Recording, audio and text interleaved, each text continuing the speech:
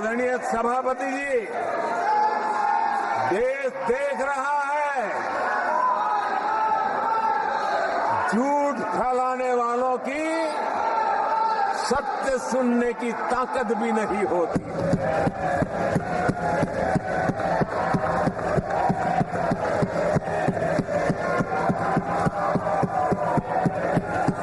जिनका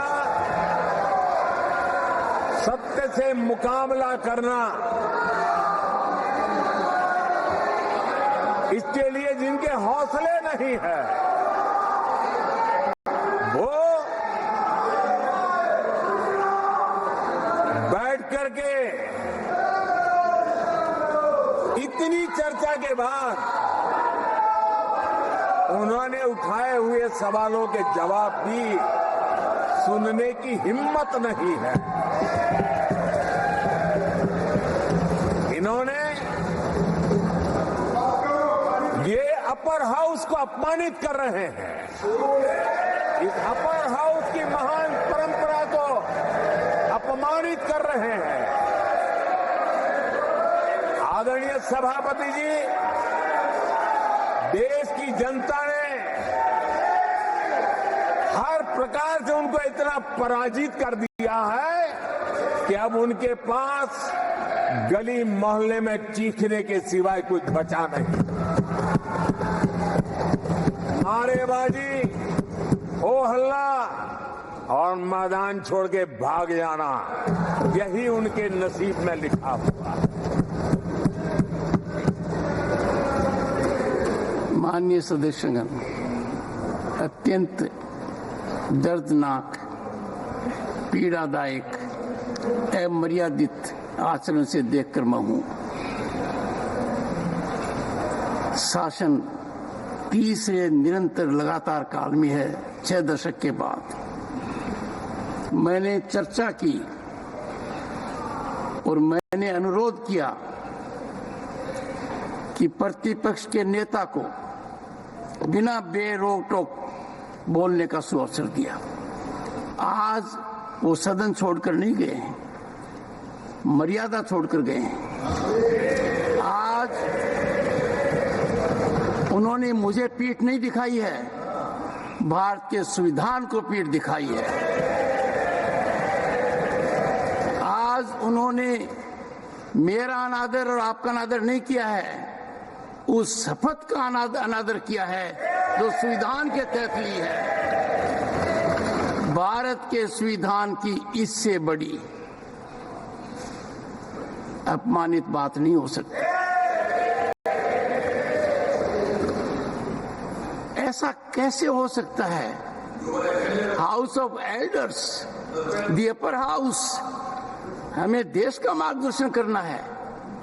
मैं उनके आचरण की भर्त्सना करता हूं। देश के 140 करोड़ लोग इसे हाथ होंगे। सदन का मतलब है सत्ता पक्ष की बात सुनो जब आपने अपनी पूरी बात कह दी। माननीय सदस्यगण, आप सब जानते हैं कल देर रात तक चर्चा रखी गई, हर सदस्य को मौका दिया गया। It is an occasion where they have challenged Indian Constitution. They have outraged the spirit of Indian Constitution. They have disregarded the oath they have undertaken. मैं इस कुर्सी पर बैठकर इतना दुखी हूं कि भारत के संविधान का इतना बड़ा अपमान, इतना बड़ा मजाक। भारत का संविधान हाथ में रखने की किताब नहीं है, जीने की किताब है। मैं आशा करता हूं कि वो आत्मचिंतन करेंगे, मंथन करेंगे, अपने दिल को टटोलेंगे और कर्तव्य पर आएंगे। माननीय प्रधानमंत्री जी,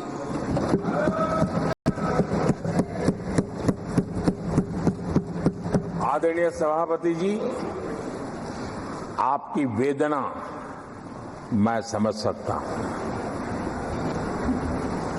140 करोड़ देशवासियों ने जो निर्णय दिया है, जो जनादेश दिया है, इसे ये पचा नहीं पा रहे हैं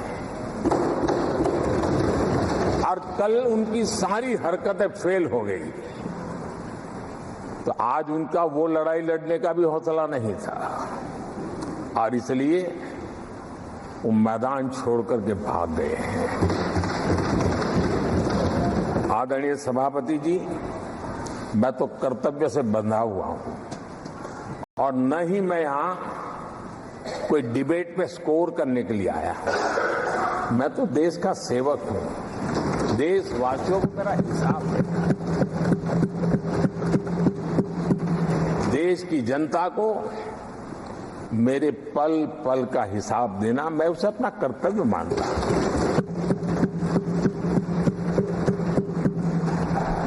आदरणीय सभापति जी, वैश्विक परिस्थितियां ऐसी पैदा हुई कि फर्टिलाइजर के लिए बहुत बड़ा संकट पैदा हुआ। हमने देश के किसान को मुसीबत में नहीं आने दिया और हमने करीब करीब 12 लाख करोड़ रुपया फर्टिलाइजर में सब्सिडी दी है और जो भारत की आजादी के इतिहास में सर्वाधिक है और उसी का परिणाम है कि हमारे किसान को फर्टिलाइजर का इतना बड़ा बोझ उस तक हमने जाने नहीं दिया। सरकार ने अपने कंधे पर उसको उठा लिया है। आदरणीय सभापति जी, हमने एमएसपी में भी रिकॉर्ड बढ़ोतरी की है। इतना ही नहीं, खरीद के भी नए रिकॉर्ड बनाए हैं। पहले एमएसपी की घोषणा होती थी लेकिन किसानों से कुछ भी लिया नहीं जाता था, बातें बताई जाती थी। पहले की तुलना में अनेक गुना ज्यादा खरीदी कर करके हमने किसानों को सामर्थ्यवान बनाने का प्रयास किया।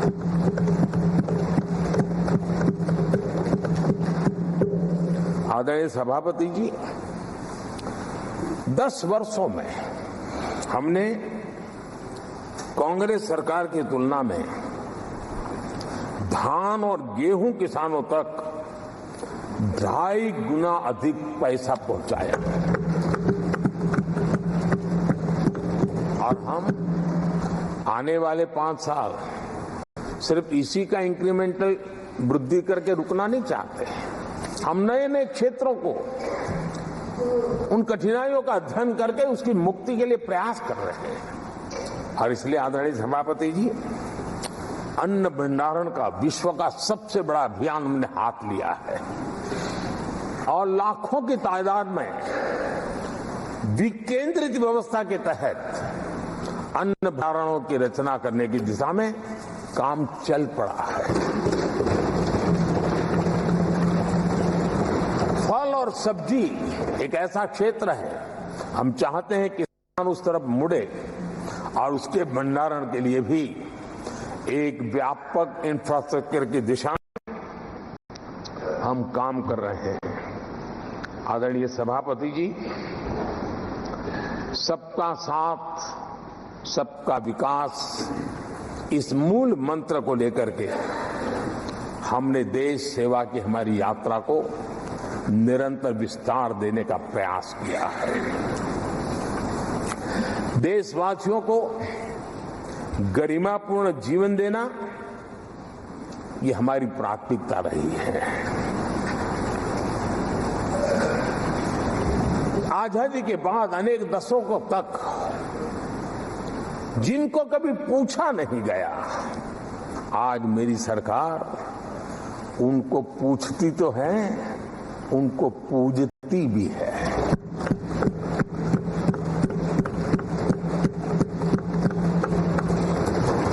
हमारे दिव्यांग भाई बहनों के साथ हमने मिशन मोड में उनकी कठिनाइयों को समझ करके माइक्रो लेवल पर उसको एड्रेस करने का प्रयास किया है और व्यवस्थाएं विकसित करने का प्रयास किया है ताकि वे गरिमापूर्ण जीवन जी सकें और कम से कम किसी का सहारा उनको लेना पड़े, इस दिशा में हमने काम किया है।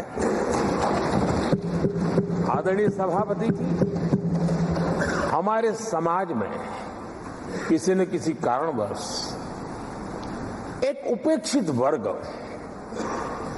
यानी एक प्रकार से समाज में बार बार हरदूत होने वाला वर्ग, वो ट्रांसजेंडर वर्ग है।